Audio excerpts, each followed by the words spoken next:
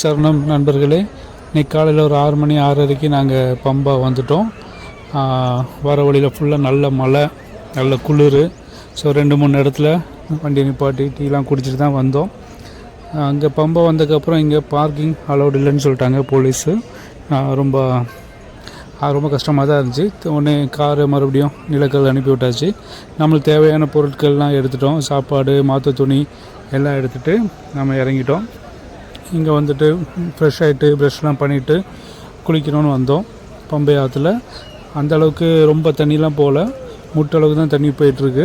இருந்தாலும் ஆற்றுக்கு அந்த பக்கம் ஆப்போசிட்டில் போயிட்டு ஃப்ரீயாக இருந்துச்சு. அந்த கரையில் குளிக்கலான்னு அங்கே வந்தோம். அங்கே ரொம்ப ஃப்ரீயாக இருந்துச்சு, இடமும் ரொம்ப சுத்தமாக இருந்துச்சு. ஸோ அங்கேயெல்லாம் குளிக்க ஆரம்பிச்சிட்டு இப்போ தான் எல்லாம் குளிச்சிட்டோம். இப்போது அடுத்து ட்ரெஸ் சேஞ்ச் பண்ணியாச்சு. இப்போது மலைக்கு போகணும்.